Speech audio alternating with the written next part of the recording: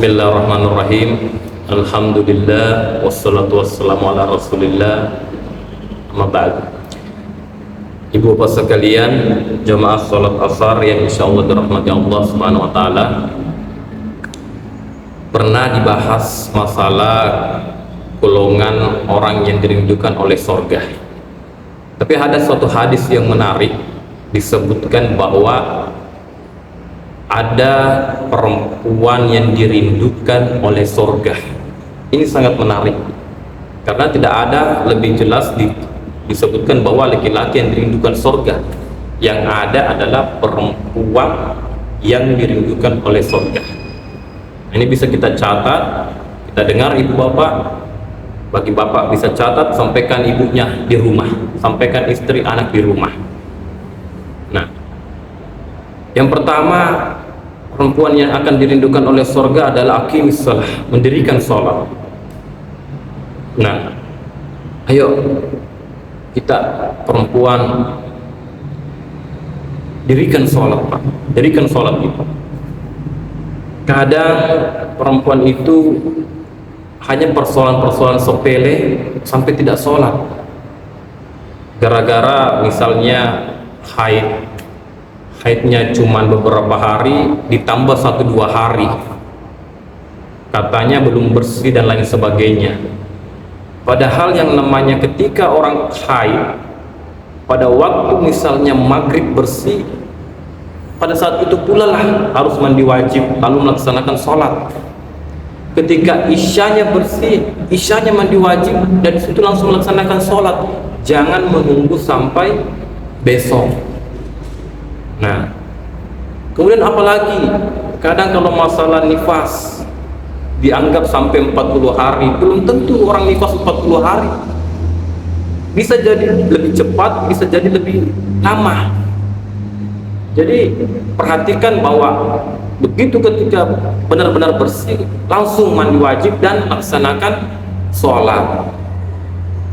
Kemudian apalagi ada yang sampai tidak sholat gara-gara make up, gara-gara persoalan jilbab, gara-gara make upnya yang tebal, jilbabnya yang susah dipasang, sampai dia tidak mau mendirikan sholat. Nauzubillah. Pergi ke acara pengantin, pergi ke acara ini, sampai ribetnya make upnya, jilbabnya, ribetnya pakaiannya, sampai dia tidak melaksanakan sholat. Hati-hati, rugi kita gara-gara acara seperti itu lantas mengabaikan yang namanya sholat, rugi. Nah, jadi ini ya, karena memang kadang diperhatikan, Pak, sepele, hal sepele tapi bisa membuat kita tidak melaksanakan sholat, bisa membuat kita sampai mengabaikan sholat. Jadi ini menjadi, kita harus perhatikan betul-betul. Bapak-bapak sekalian sebagai bisa mengingatkan ibu yang ada di rumah. Nah, kemudian ada yang bertanya, ada sih orang yang sudah rajin sholatnya, melaksanakan sholat, tapi toh rezekinya kok masih merasa kurang, masih merasa hidupnya susah. Nah, mengapa itu bisa terjadi? Karena mungkin pertama penyebabnya adalah dia melaksanakan sholat bukan mendirikan sholat. Kalau kita melaksanakan sholat hanya sebatas menggugurkan kewajiban, rukuknya, sujudnya, sudah itu selesai, tidak membekas dalam hati. Tapi ketika orang mendirikan sholat, maka insya Allah sholat itu terbekas dalam hati, kemudian membentuk perilaku kita dalam sehari-hari. Nah, jadi insya Allah orang yang bukan hanya sekedar melaksanakan sholat, tapi dia mendirikan sholat, maka pasti akan mencapai kesuksesan dalam hidup. Kemudian apalagi penyebabnya, biasa kita tidak ikhlas dalam melaksanakan sholat.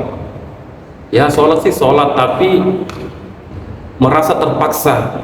Bunyi azan, baru-baru sudah duhur, bunyi azan lagi asar, berpikir lagi, wah asar lagi, wah maghrib lagi. Nah, itu kan salah satu tanda mungkin kita tidak ikhlas. Padahal ketika mendengar azan mestinya gembira bahwa wah alhamdulillah sholat lagi, alhamdulillah ketemu lagi, berdialog lagi dengan Allah. Mestinya menjadi perasaan yang senang gitu. Kemudian bisa jadi juga kita sholat, kita ikhlas, tapi cara kita yang belum sesuai dengan ajaran Nabi, cara kita yang belum sesuai dengan tuntunan Nabi. Ya kita ikhlas, tapi sholatnya tidak seperti Nabi. Wudunya kita tidak sempurna, rukunya kita tidak sempurna, sujudnya kita tidak sempurna, dan lain sebagainya. Jadi tatkala kita merasa bahwa kok kita sudah sholat tapi hidup masih merasa kekurangan dan lain sebagainya, yuk cek, jangan kambing hitamkan Allah, jangan salahkan Allah, tapi salahkan diri kita. Sudahkah kita sholat dengan baik? Sudahkah kita sholat dengan ikhlas dan sudah sesuai dengan tuntunan yang diajarkan oleh Nabi kita Muhammad Sallallahu Alaihi Wasallam? Nah, jadi insya Allah ibu bapak sekalian, kalau sholat kita ikhlas sesuai tuntunan Nabi, maka insya Allah pasti kesuksesan akhirat, kesuksesan dunia pasti akan kita dapatkan. Dan memang keberhasilan seseorang itu memang dilihat dari sholatnya, Pak. Apa gunanya kita punya anak, misalnya ibu bapak punya anak bersekolah tinggi, berpenghasilan tinggi, tapi sholatnya lalai, sholatnya masih hanya sekedar bolong-bolong, sholatnya bolong-bolong. Apa gunanya kita punya pangkat yang tinggi, harta yang banyak, tapi di satu sisi sholatnya masih asal-asalan sholat? Padahal keberhasilan seseorang itu dilihat dari sholatnya. Biar pekerjaannya rendah, mungkin hanya sekadar bengkel apa segala macam, tapi kalau sholatnya bagus, itulah keberhasilan seseorang. Nah, jadi kita lihat keberhasilan seseorang itu bukan karena dilihat daripada mewahnya hidupnya, tapi dilihat bagaimana dia sholat gitu. Kemudian ibu bapak sekalian, banyak sholat ini yang bisa kita laksanakan, bukan hanya sekedar sholat fardunya, tapi toh juga sholat sunahnya. Misalnya kita laksanakan sholat sunat fajar. Apa keistimewaan sholat sunat fajar? Lebih baik daripada dunia dan seisinya. 2 rakaat lebih baik daripada dunia dan seisinya. Kemudian siang hari misalnya ibu-ibu bisa laksanakan sholat duha. Tatkala suami pergi kantor, ibu laksanakan sholat duha, minta kepada Allah agar rezeki dilapangkan. Kemudian di malam hari ada sholat tahajud yang bisa mengangkat derajat kita lebih mulia di hadapan Allah Subhanahu wa Ta'ala. Jadi ini, kalau ibu-ibu mau dirindukan oleh sorga, maka dirikan sholat. Dirikan sholat.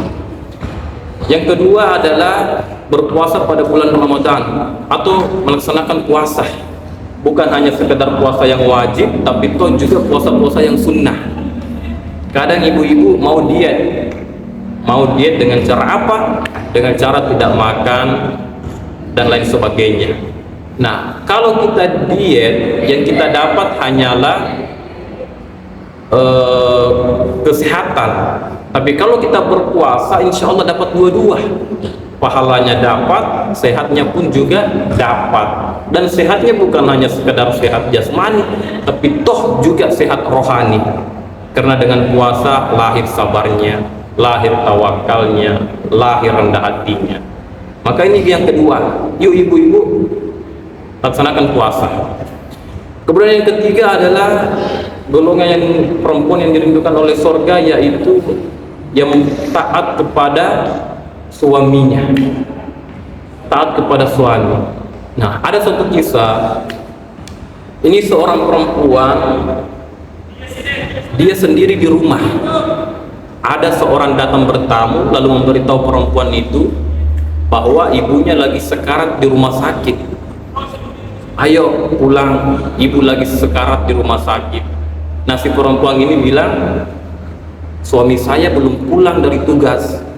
Saya dipesan, katanya kalau suami saya belum pulang, saya tidak boleh keluar rumah. Tapi ini kan ibumu. Iya, saya tahu ibu saya, tapi suami saya sudah berpesan seperti itu. Akhirnya pulang utusan ini. Kemudian beberapa hari lagi datang utusan itu kembali, tanya, pulang, ibumu sudah sekarat, sudah mau meninggal. Pulanglah, lihat ibumu. Saya mohon maaf, saya tidak bisa pulang. Suami saya belum pulang dari tugas. Pulang lagi utusan ini. Akhirnya beberapa hari kemudian lagi datang lagi utusan ini. Ayo pulang, ibumu sudah meninggal. Lihatlah untuk terakhir kalinya. Si perempuan ini pun berkata lagi, mohon maaf, saya tidak bisa pulang. Suami saya belum pulang dari tugas. Saya belum bisa melihat ibu saya. Keterlaluan betul ini perempuan, sampai-sampai utusan ini melapor kepada Nabi, melapor kepada Rasulullah SAW. Ya Rasulullah, perempuan itu keterlaluan. Ibunya sakit sakaratul maut sampai meninggal, dia tidak mau pergi melihatnya. Terus Nabi heran, bertanya, kenapa bisa? Keterlaluan betul. Ya Rasulullah, katanya suaminya belum pulang, dan dia pesan bahwa tidak bisa keluar kalau suaminya belum pulang dari tugas. Nah, apa jawaban Nabi? Marahkan Nabi? Tidak. Sampai Nabi katakan, diampuni dosa ibunya lantaran memiliki anak perempuan yang solehah, yang taat kepada suami. Masya Allah. Dikiranya tadi Nabi itu sudah marah dan lain sebagainya, tapi ternyata Nabi berkata, diampuni dosa ibunya akibat memiliki anak perempuan yang solehah seperti itu. Jadi apa maknanya? Apa artinya? Artinya adalah begitu pentingnya seorang perempuan untuk taat kepada yang namanya suami. Untuk mencapai ridho Allah, yuk capai ridho suami. Selama perintah suami tidak melanggar perintah Allah, istri berhak untuk mengikuti dan mentaatinya. Nah, ini yang ketiga. Kemudian yang terakhir adalah wanita yang menjaga harga diri, menjaga kehormatannya. Nah, bagaimana cara menjaga harga diri? Mulai dari pakaian, ibu. Mulai dari pakaian. Ibu jaga pakaiannya, jangan sampai berjilbab tapi bajunya ketat, celananya ketat. Jaga pakaiannya, jangan sampai di luar dilihat tetangga, dilihat teman, ujung-ujungnya itu membuat suami malu. Kan pasti suami yang ikut malu. Istri jalan keluyuran, pakaian sedikit, pakaian ketat, dicerita sama orang, ih suaminya si fulan, suaminya si ini, kok begitu. Ujung-ujungnya suami yang malu. Makanya ibu, yuk jaga harga diri kita, jaga kehormatan kita, jangan juga kita permalukan suami kita. Nah, seorang istri ini wajibnya taat kepada suami, dan suami itu ridhonya ada pada ibu. Kadang juga ada seorang istri itu cemburu. Dia menganggap bahwa suami saya ini kok lebih perhatian kepada mertua saya. Jangan Pak, jangan Bu cemburu. Karena memang begitulah roda hidup ini. Sang suami harus taat kepada ibu, dan si istri harus taat kepada suami.